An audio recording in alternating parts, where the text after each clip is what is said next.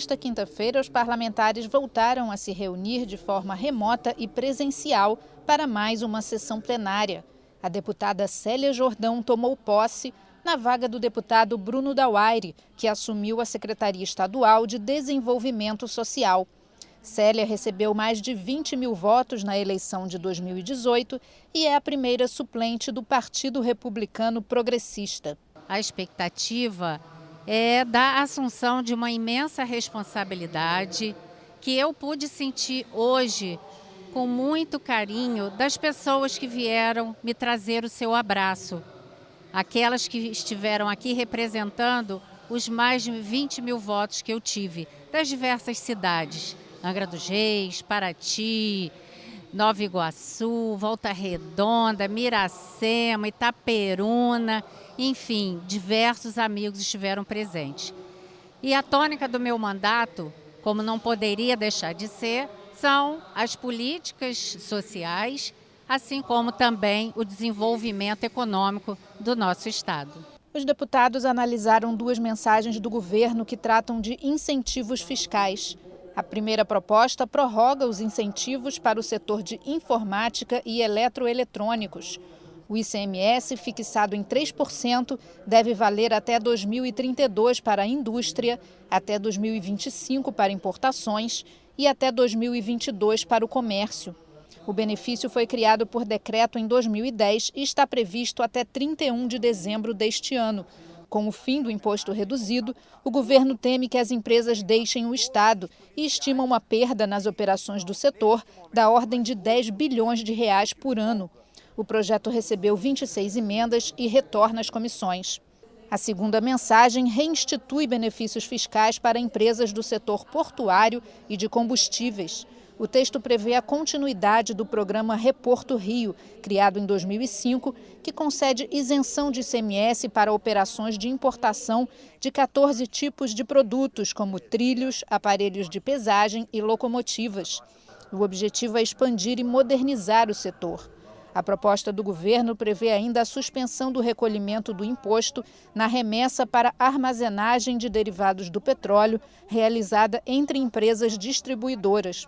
A proposta recebeu 15 emendas e volta a ser analisada pelas comissões. As novas construções residenciais dentro dos perímetros urbanos do estado e com cobertura superior a 100 metros quadrados devem contar com reservatório de águas pluviais. Esses reservatórios devem acumular água da chuva tanto para uso não potável quanto para posterior descarga na rede pública de drenagem. A regra também deve valer para edificações multifamiliares, shoppings, hospitais ou prédios públicos com área construída igual ou superior a 360 metros quadrados. A construção dos reservatórios deve seguir normas estabelecidas pela ABNT, Associação Brasileira de Normas Técnicas. O projeto dos deputados Samuel Malafaia e Luiz Paulo foi aprovado e segue para análise do governo. Também analisadas duas propostas de emenda constitucional apresentadas pelo presidente da Alerj, o deputado André Siciliano. A primeira delas autoriza as prefeituras do estado a criarem fundos municipais para liquidação de restos a pagar, que são as despesas empenhadas, mas não quitadas até o fim do ano. Os fundos devem receber até 30% de recursos da dívida ativa decorrente de impostos municipais e até 30% do repasse obrigatório da dívida ativa de impostos estaduais. Já a segunda PEC inclui na Constituição Estadual a obrigatoriedade por parte dos municípios de criar um fundo especial para receber parte das receitas de royalties e participações do petróleo. A destinação dos recursos desse fundo deve ser definida por cada prefeitura. As duas propostas foram aprovadas e voltam à pauta para a segunda votação. Pessoas curadas da Covid-19 que realizarem doação de plasma sanguíneo podem ser beneficiadas com meia entrada em eventos esportivos e culturais do Rio de Janeiro. O chamado plasma convalescente possui anticorpos contra o coronavírus e pode ser utilizado no tratamento de pessoas infectadas pela doença. O projeto do deputado Rosenberg Reis foi aprovado e segue agora para sanção ou veto do governador. Proposta do deputado Coronel Salema autoriza o governo a adotar o dosímetro radiológico individual para todos os policiais penais que operam scanners do sistema penitenciário do Estado. O equipamento protege os agentes da exposição à radiação ionizante. O texto foi aprovado e segue para análise do governo. E vai ser prorrogada por 30 dias a partir de 19 de fevereiro a Comissão Parlamentar de Inquérito da Alerj, que investiga a distribuição de gás no Rio de Janeiro. Os parlamentares querem mais tempo para ouvir depoimentos e concluir o relatório final da CPI, que foi instalada em maio de 2019 e teve os trabalhos suspensos esse ano por conta da pandemia. O Rio pode ganhar um programa de proteção aos defensores de direitos humanos, comunicadores sociais e ambientalistas. O objetivo é promover a adoção de medidas para proteger indivíduos que estejam em situação de risco, vulnerabilidade ou criminalizados em função de sua atuação profissional.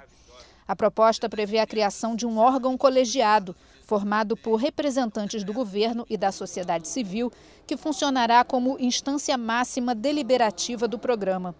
O projeto do deputado André Siciliano e da deputada Renata Souza foi aprovado e depende da sanção do governador para se tornar lei. Quando a gente fala de defensores de direitos humanos, a gente precisa também falar dos comunicadores e também dos ambientalistas.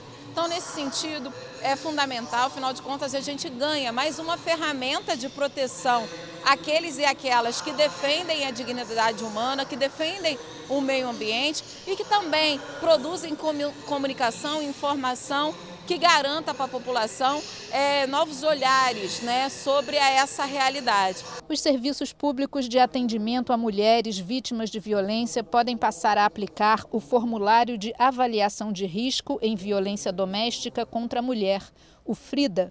A proposta faz parte dos encaminhamentos do relatório final da CPI do feminicídio, que aconteceu na Alerj em 2019, e é assinada por 9 parlamentares que integraram a comissão.